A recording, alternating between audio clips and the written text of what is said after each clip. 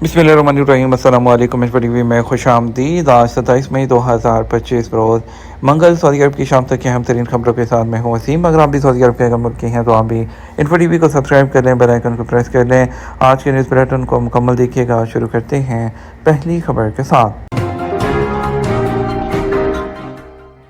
मशाई train से फ़ी घंटा 72,000 अफराद को मुंतकिल किया जाएगा।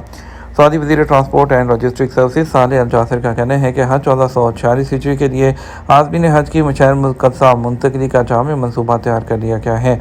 अखबारी के मुताबिक रियाद में मुश्तरका प्रेस कॉन्फ्रेंस से खिताब करते हुए वज़ीर ट्रांसपोर्ट ने बताया कि मशाइर मुक़द्दसा ट्रेन के ज़रिए अयाम हज के दौरान 2.5 मिलियन अफराद को ट्रांसपोर्ट की सहूलत फराहम की जाएगी।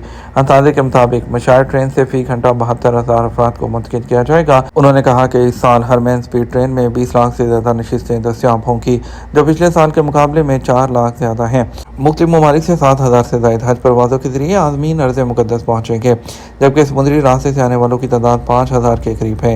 उन्होंने कहा वज़ारत ट्रांसपोर्ट आज़मीन हज को बेहतर सहूलतों की फराहमी के लिए जदीद टेक्नोलॉजी का इस्तेमाल कर रही है। और उन्होंने कहा है कि अयाम हज में हाजियों को गर्मी से महफूज रखने के लिए ठंडे रास्तों के रकबे में इजाफा किया गया है, ताकि खिदमात के मेयार को मज़ीद बेहतर बनाया जा सके। वज़ारत ट्रांसपोर्ट और कौमी मरकज़ बराए सलामती के इश्तराक से हादसे के बारे में फौरी मालूमात के लिए जदीद तरीन ड्रोन्स का भी इस्तेमाल किया जा रहा है, ताकि हादसे और उसके इतराफ़ के बारे में दुरुस्त तौर पर मालूमात मरकज़ी कंट्रोल रूम को फौरी तौर पर मुंतकिल की जा सके।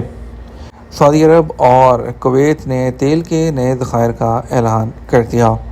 सऊदी अरब और कुवैत ने मुश्तरका बयान में कहा है कि अल वफ़रा मुश्तरका ऑपरेशंस में तेल का नया ज़ख़ीरा जो है वो दरियाफ्त कर लिया है।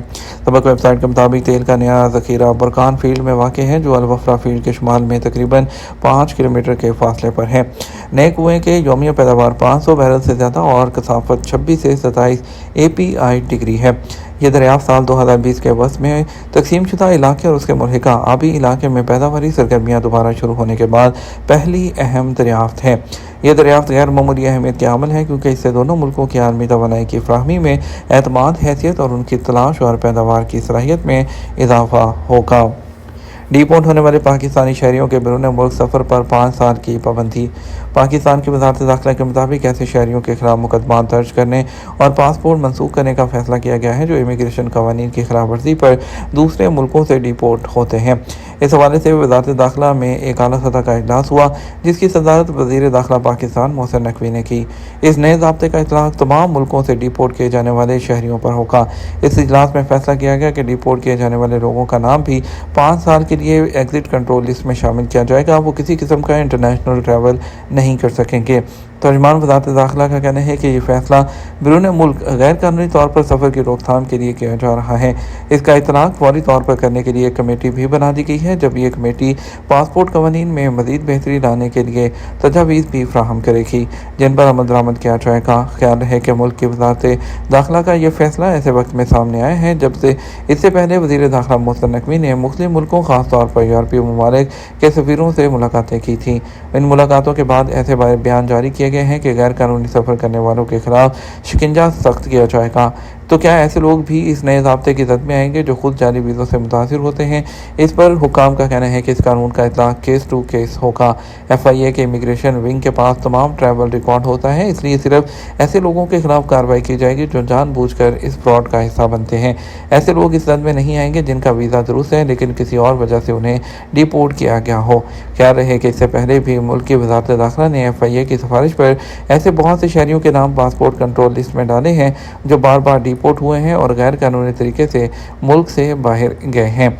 गुजरांवाला के रहायशी मोहम्मद आसिफ उन लोगों में शामिल हैं जिनका नाम स्टॉप लिस्ट में है। उन्होंने बताया कि मैं 3 साल पहले गैर कानूनी तरीके से बाहर गया था, फिर मैं डिपोर्ट होकर वापस आया।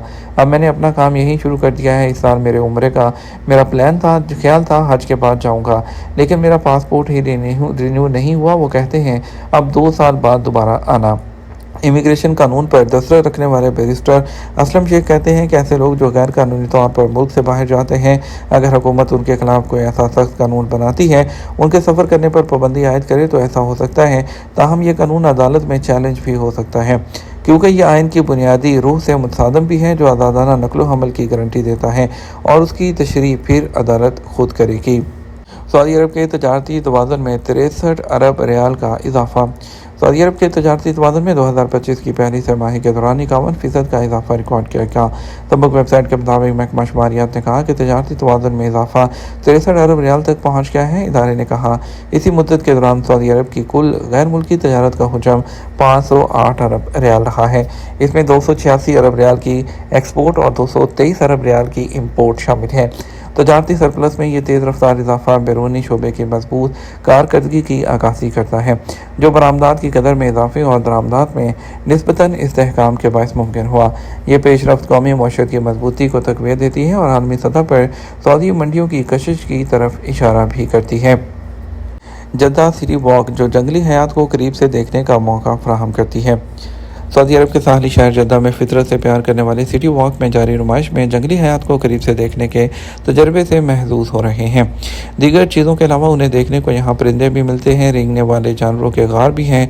अरब न्यूज़ के मुताबिक 14 जून तक जारी रहने वाली इस नुमाइश पर आने वालों को अनोखे और निराले जानवर देखने को मिलेंगे, जिनमें रंग बिरंगे आज़ाद परिंदों से लेकर रेंगने वाले जानवर हैं, जिन्हें एहतियात के साथ पिंजरों में रखा गया है।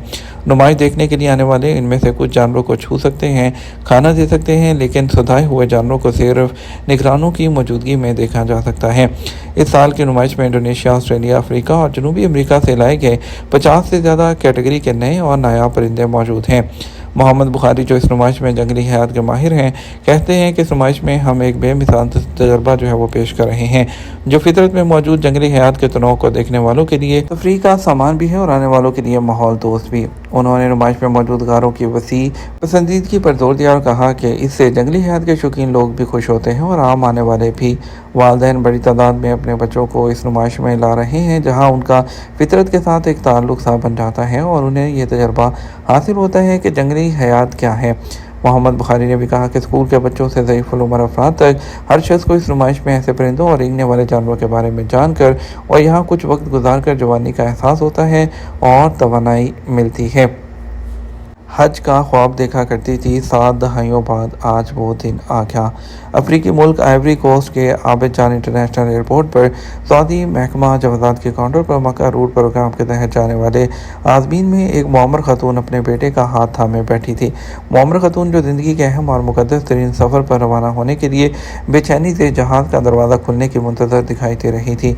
खातून के हाथ में मदीना मुनव्वरा का बोर्डिंग पास था, जिसे वो बार बार देखती और होंठों पर पुरसकून मुस्कुराहट सजाए सोचों में गुम हो जाती, जैसे वो ख्यालों में ही खुद को शहर मुकद्दस की पुरनूर फिजाओं में महसूस कर रही हो।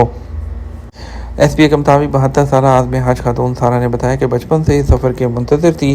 सालों से ये दुआ करती थी कि मुझे इस अर्ज़ मुक़द्दस जाने की तौफीक मिले और मैदान अरफात में खड़ी होकर अल्लाह के हजूर दुआएं मांगो। ये हमारा अब तक का न्यूज़ बुलेटिन। मज़ीद और अहम खबरों के लिए हमारा रात 12 बजे का न्यूज़ बुलेटिन देख सकते हैं। इसके साथ हमें इजाज़त दीजिए। अस्सलाम वालेकुम।